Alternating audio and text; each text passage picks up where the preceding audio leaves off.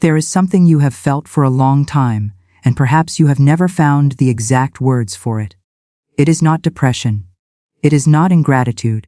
It is a quiet but persistent ache that rises in your chest every morning when the alarm sounds and the city outside your window begins its relentless noise.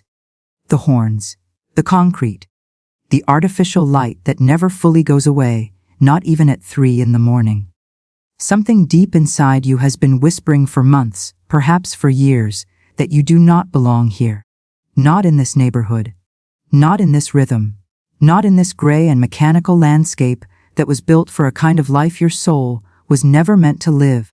You have probably dismissed this feeling. You told yourself it was impractical. You reminded yourself of the job, the rent, the obligations, the people who depend on you. You scrolled through photographs of forests and rivers and open skies, and felt something unbearable stir in the center of your chest, then quickly closed the screen and told yourself to be realistic. But what if that ache was not a fantasy? What if it was a signal? What if the part of you that longs for green and silence and water and stars is not the part that is confused, but the part that is most awake? In many esoteric and spiritual traditions, the Pleiades, the ancient cluster of stars visible in the constellation of Taurus, has long been associated with a specific kind of soul. A soul that carries sensitivity as its nature. A soul that feels the invisible currents of a place before it even enters a room. A soul that does not simply live in an environment, but absorbs it, breathes it, merges with it at a frequency most people cannot even perceive. According to these traditions, what is sometimes called a starseed is not just a spiritual concept. It is a description of a particular type of energetic sensitivity, one that makes certain environments deeply nourishing and certain environments quietly devastating. And the modern city, according to many of these spiritual teachings, was not built with this kind of soul in mind. Think about what a city actually is at the level of pure sensation. It is concrete pressed over living earth, cutting off the natural electromagnetic field that some spiritual traditions describe as the planet's own breathing. It is artificial light that overpowers the sky and makes it impossible to see the stars that, in many ancient cosmologies, were understood as sources of orientation and remembrance for sensitive souls. It is sound, constant and aggressive, filling every silence before it can deepen into something useful. It is crowds of people, each carrying their own storms of anxiety and distraction. And if you are the kind of person who has always absorbed the emotional weather of others without meaning to, then living surrounded by millions of those storms is not just uncomfortable.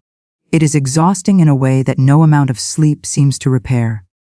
Perhaps you have noticed this in your own body. The fatigue that settles into your bones on a busy street, the way your head begins to ache near fluorescent lights or dense traffic. The strange relief you feel when you find even a small patch of grass or a quiet park, as if something in you exhales for the first time all day. The way you dream of water, rivers, oceans, rain. The way certain landscapes, even in photographs, produce a longing so specific and so physical that it feels less like a wish and more like a memory. Some spiritual teachings describe this phenomenon as vibrational incompatibility. Not a judgment of the city itself, not a rejection of the people in it, but a simple recognition that different souls resonate with different environments, just as different instruments resonate with different frequencies of sound. A crystal glass shatters under certain sound waves not because it is weak, but because it is precise.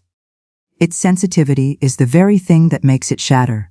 And according to certain Pleiadian teachings, as interpreted by various spiritual communities, souls who carry what is described as starseed awareness often have this kind of precision.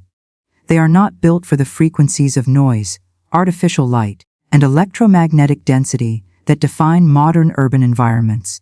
They are built for something older, something quieter, something that still knows how to breathe.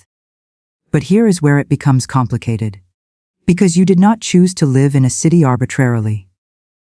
Life brought you there through a series of decisions that each made sense at the time, and now you are tangled in the practicalities of a life that does not match the frequency of your soul, and every morning you wake up slightly more drained than the day before. and you cannot quite explain why, and the world around you has no framework for what you are experiencing, so it offers you diagnosis and productivity advice and tells you to exercise more or sleep better or be grateful for what you have. And you are grateful. That is the cruelest part. You are genuinely grateful, and still, beneath the gratitude, the ache remains. The longing remains. The quiet but unshakable sense that you are living someone else's life in someone else's landscape. According to various interpretations of Pleiadian spiritual teachings, this is not a personal failure. It is not weakness or escapism or ingratitude. It is the natural consequence of a sensitive soul being placed, by circumstance or by the momentum of unconscious decision-making, in an environment that continuously drains rather than restores. Some esoteric traditions describe this as a misalignment between what they call the soul's resonant field and the dominant energetic frequency of a place. Whether understood as metaphor or as something more literal, the experience itself is real. You know it is real because you feel it every single day. There is a teaching in several spiritual traditions that certain landscapes hold what some describe as memory frequencies.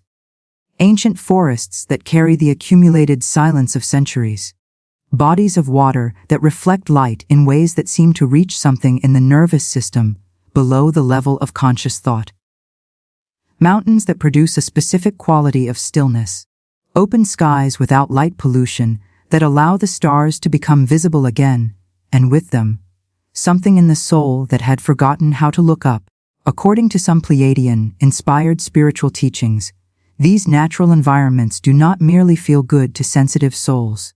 They actively participate in what those traditions describe as a process of energetic restoration, a kind of remembering that happens in the body when the body is finally allowed to be in a place that does not continuously demand its resources. You may have experienced a version of this yourself, even briefly.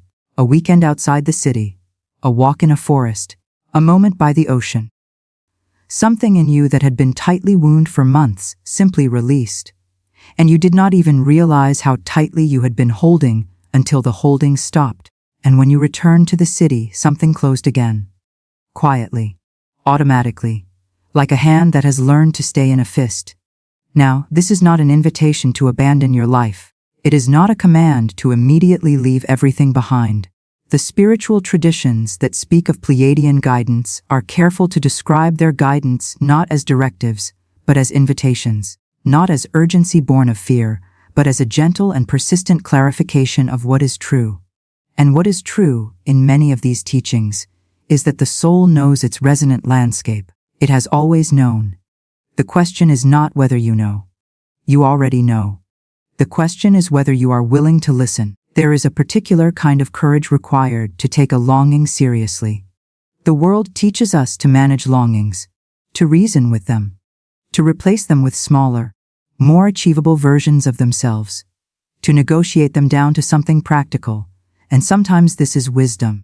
But there are other times when the longing is not a distraction from real life. When the longing is the most honest information available. When the pull toward a different landscape, a quieter life, a place where you can see the stars and feel the ground and breathe air that has not been through a million engines first, is not the voice of avoidance, but the voice of alignment. Some esoteric interpretations of Pleiadian teaching describe what they call the return frequency, a point in a sensitive soul's life when the energetic cost of staying in misalignment becomes greater than the practical cost of moving toward alignment, when the body begins to communicate through fatigue, an unexplained illness, and a grief that has no clear object, that the accumulated drain of an incompatible environment has reached a threshold, when continuing to dismiss the longing costs more than honoring it. Close your eyes for a moment, if you are somewhere you can do so. Take a breath that is slightly slower than the city usually allows, and somewhere beneath the noise and the obligation and the very reasonable list of reasons why this is complicated, notice what is still there. The ache, the longing, the quiet and unshakable sense that somewhere there is a morning waiting for you that you have not yet lived, a sky you have not yet seen, a silence deep enough, finally, to hear yourself think, that is not a fantasy, that is a frequency, And in many spiritual traditions, frequencies, once recognized, have a way of finding their source.